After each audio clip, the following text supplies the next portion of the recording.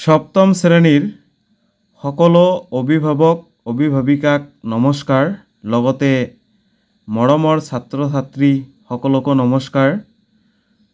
ইয়াৰ আগৰ ক্লাছত আমি সুভাষিতানী পাঠৰ শ্লোকসমূহ অসমীয়া ভাঙনিসহ আলোচনা কৰিছিলোঁ। আজি আমি সুভাষিতানী পাঠৰ অভ্যাসবোৰ আলোচনা কৰিম। আহা আমি সকলোৱে অভ্যাসবোৰ আলোচনা কৰোঁ। ১ নম্বৰ প্ৰশ্নটোত কৈছে যে শ্লোকান সস্বৰম কণ্ঠস্থঃ কুৰুত। সুভাষিতানীৰ যি অভ্যাস দিয়া আছে তাৰে প্ৰথম প্ৰশ্নটোত কৈছে যে সুভাষিতানীত দিয়া শ্লোকবোৰ আমাক মুখস্থ কৰিবলৈ দিছে। সেইকাৰণে মই ১ নম্বৰটো বহীত লিখা নাই। এতিয়া আমি ২ নম্বৰটো চাম। কি কৈছে? এক পদেন উত্তৰত, অৰ্থাৎ এটা পদত উত্তৰ দিয়া।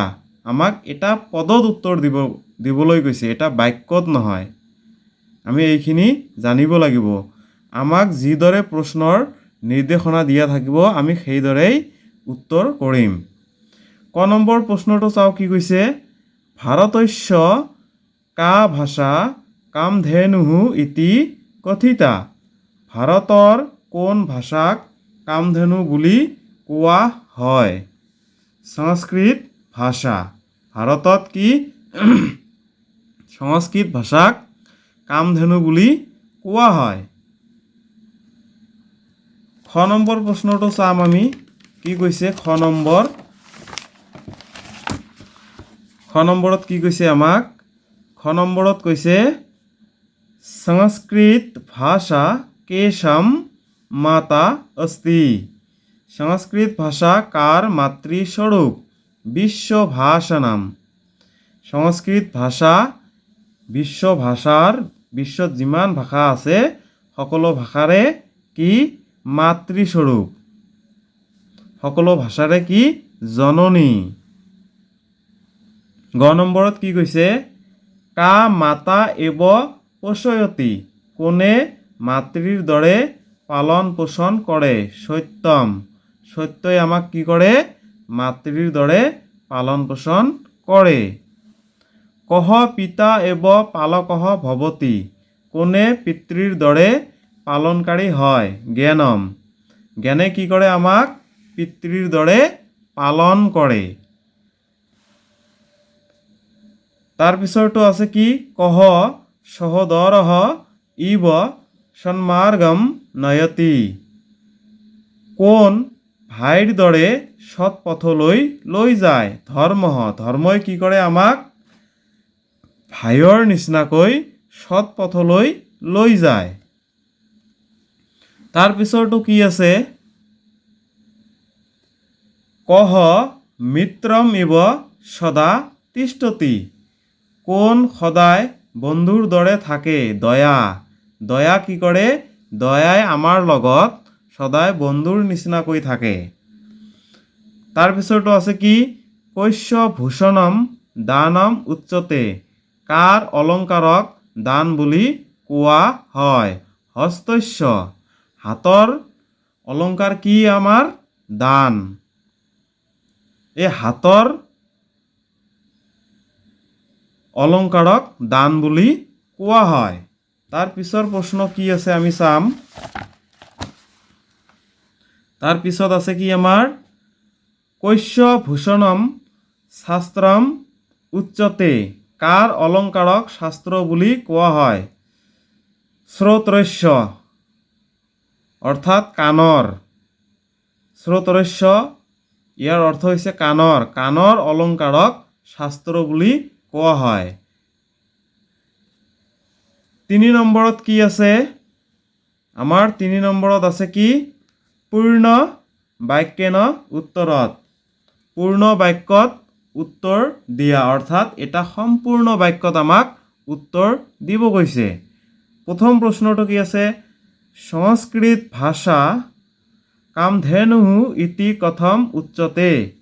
সংস্কৃত ভাষাক কামধেনু বুলি কিয় কোৱা হয়?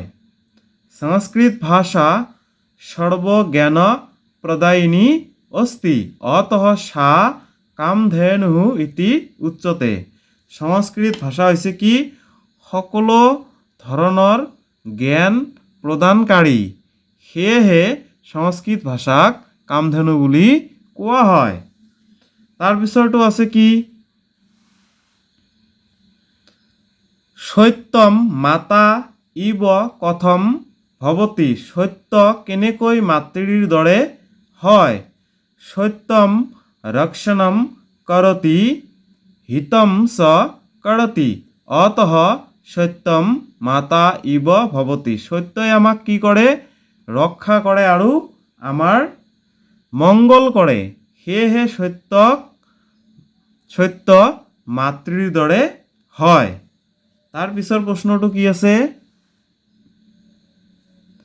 জ্ঞানম পিতা ইব কথম কাৰ্যম কৰতি। জ্ঞান কেনেকৈ পিতৃৰ দৰে কাম কৰে।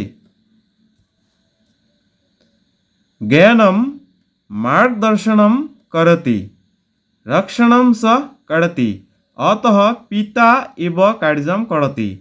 জ্ঞানে কি কৰে আমাক মাৰ্গ দেখুৱাই দিয়ে, ৰাস্তা দেখুৱাই দিয়ে, আমি কোন ৰাস্তাৰে যাব লাগিব, আৰু কি কৰে আমাক ৰক্ষা কৰে। সেয়েহে জ্ঞান কি কৰে পিতৃৰ দৰে কাম কৰে। তাৰ পিছৰটো কি আছে চাও ছাত্ৰস্য পঞ্চ লক্ষণানি কানি সন্তি। ছাত্ৰৰ 5টা লক্ষণ কি কি। এজন ছাত্ৰৰ 5টা লক্ষণ থাকিব লাগে, সেই 5টা লক্ষণ কি কি সুধিছে, তো কি হ'ব উত্তৰটো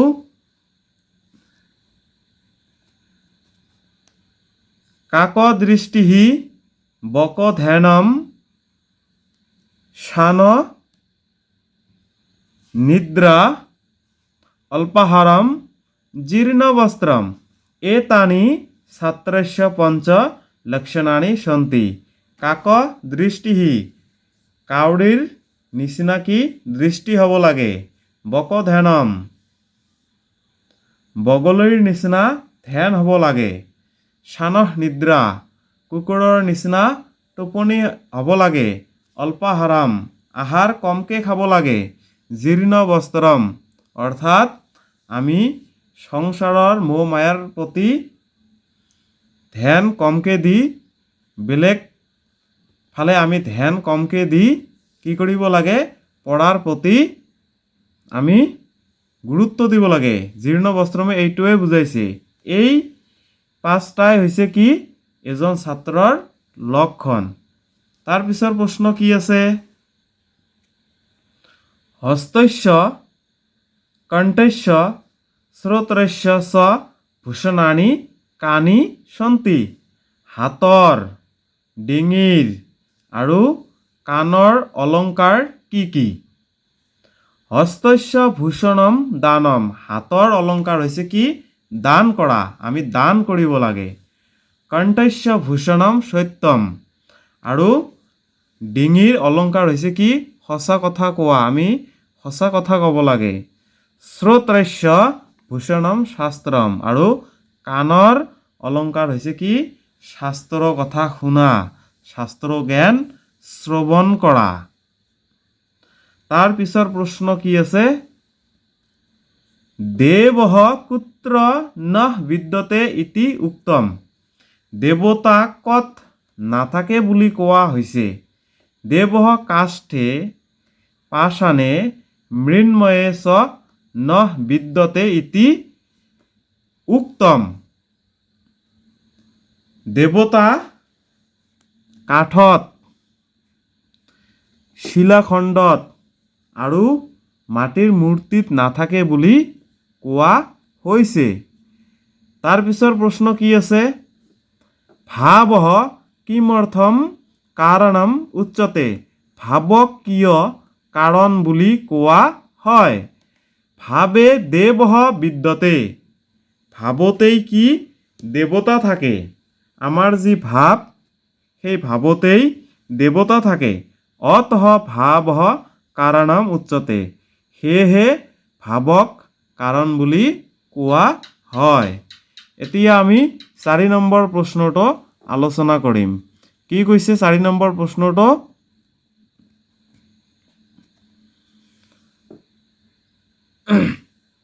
শ্লোকম পূৰণম কুৰুত। এই খালী ঠাই দিছে, খালী ঠাইবিলাক কি দিছে? আমাৰ সুভাষিতানীৰ শ্লোকবিলাক দিছে। এইবিলাকক আমি কি খালী ঠাইবিলাক পূৰণ কৰিব লাগিব। ভাৰতে সংস্কৃত ভাষা কামধেনুঃ প্ৰকীৰ্তিতা। এই কামধেনুটো হৈছে খালী ঠাইত বহিব। ইয়াত খালী ঠাই আছিল, তাতে উত্তৰটো কি হ'ব? কামধেনুঃ। সেইকাৰণে তলত মই কি কৰি দিছোঁ? আণ্ডাৰলাইন কৰি দিছোঁ। সত্যম মাতা পিতা জ্ঞানম ধৰ্ম ভ্ৰাতা দয়া সখা। আমাৰ এইটো হৈছে উত্তৰটো, ধৰ্ম ভ্ৰাতা দয়া। তাৰপিছৰটো আছে কি? কাকঃ দৃষ্টিঃ বকধেনম শানঃ নিদ্ৰা তথা চ। শান নিদ্ৰা হৈছে কি? আমাৰ উত্তৰ, খালী ঘৰত বহিব।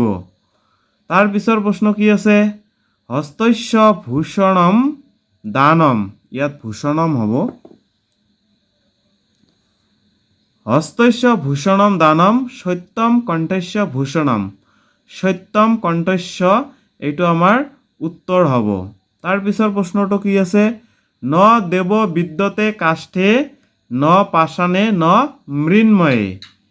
ন পাষাণে এইটো কি হ'ব? আমাৰ উত্তৰ হ'ব, খালী ঘৰত ন পাষাণে বহিব। তো নিশ্চয় তোমালোকে বুজি পাইছা। তো এইটো ভিডিঅ'ত কি হ'ল? আমাৰ সুভাষিতানী পাঠটো সম্পূৰ্ণৰূপে শেষ হ'ল।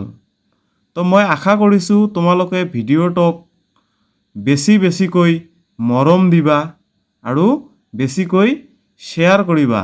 নিজৰ লগতে আনকো পঢ়িবলৈ সুযোগ কৰি দিবা। আজিলৈ ভিডিঅ'টো ইমানতে সামৰিছোঁ। নমস্কাৰ।